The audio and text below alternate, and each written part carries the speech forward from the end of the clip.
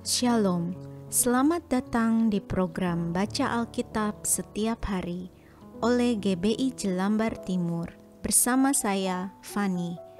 Hari ini saya akan membacakan Kitab Ibrani pasal 7. Ibrani pasal 7, Kristus dan Melkisedek. Sebab Melkisedek adalah Raja Salem dan Imam Allah yang Maha Tinggi.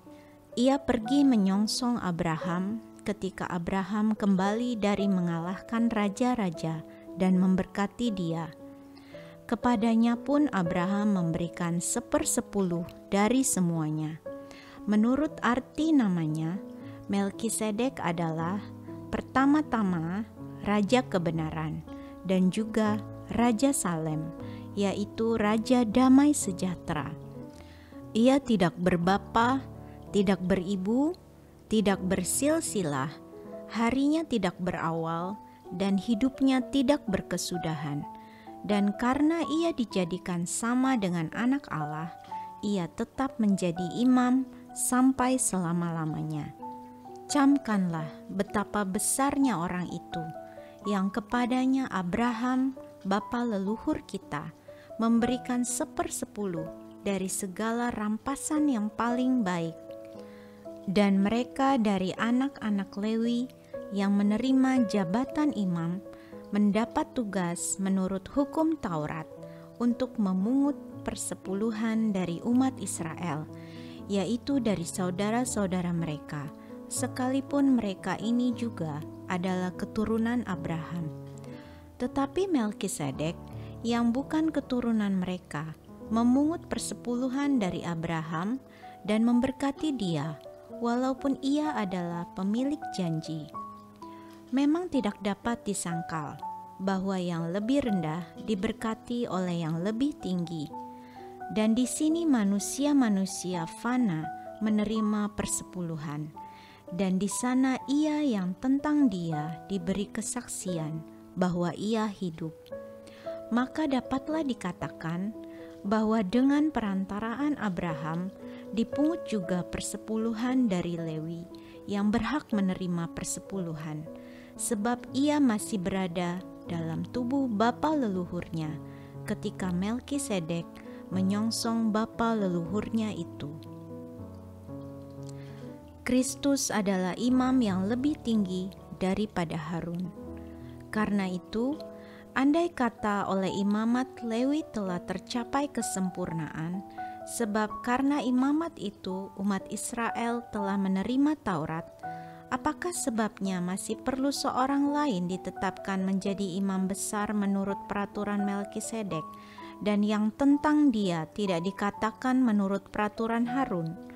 Sebab jikalau imamat berubah, dengan sendirinya akan berubah pula hukum Taurat itu, sebab ia yang dimaksudkan di sini termasuk suku lain. Dari suku ini tidak ada seorang pun yang pernah melayani di mezbah. Sebab telah diketahui semua orang bahwa Tuhan kita berasal dari suku Yehuda, dan mengenai suku itu Musa tidak pernah mengatakan suatu apapun tentang imam-imam. Dan hal itu jauh lebih nyata lagi jikalau ditetapkan seorang imam lain menurut cara Melkisedek yang menjadi imam bukan berdasarkan peraturan-peraturan manusia, tetapi berdasarkan hidup yang tidak dapat binasa, sebab tentang dia diberi kesaksian. Engkau adalah imam untuk selama-lamanya menurut peraturan Melkisedek. Memang suatu hukum yang dikeluarkan dahulu dibatalkan, kalau hukum itu tidak mempunyai kekuatan dan karena itu tidak berguna. Sebab hukum Taurat sama sekali tidak membawa kesempurnaan, tetapi sekarang ditimbulkan pengharapan yang lebih baik yang mendekatkan kita kepada Allah. Dan sama seperti hal ini tidak terjadi tanpa sumpah.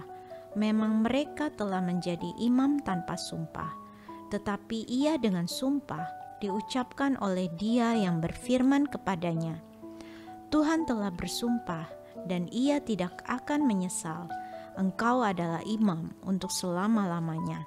Demikian pula, Yesus adalah jaminan dari suatu perjanjian yang lebih kuat, dan dalam jumlah yang besar mereka telah menjadi imam, karena mereka dicegah oleh maut untuk tetap menjabat imam. Tetapi karena ia tetap selama-lamanya, imamatnya tidak dapat beralih kepada orang lain. Karena itu, ia sanggup juga menyelamatkan dengan sempurna semua orang yang oleh Dia datang kepada Allah, sebab Ia hidup senantiasa untuk menjadi pengantara mereka.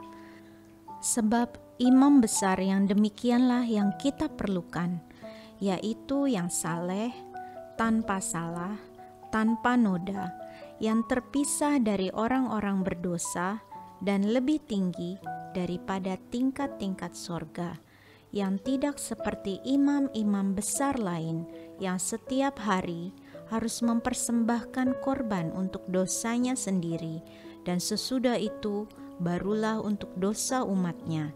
Sebab hal itu telah dilakukannya satu kali untuk selama-lamanya, ketika ia mempersembahkan dirinya sendiri sebagai korban.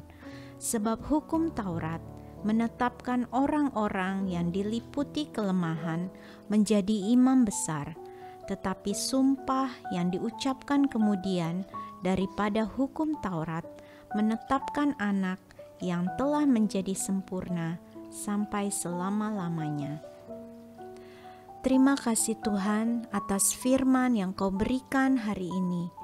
Terima kasih karena Engkau telah menjadi imam besar kami yang telah hidup sempurna dan menjadi korban yang layak untuk menebus dosa kami. Kami bersyukur untuk karya penebusan-Mu dalam hidup kami. Dalam nama Tuhan Yesus kami berdoa. Haleluya. Amin.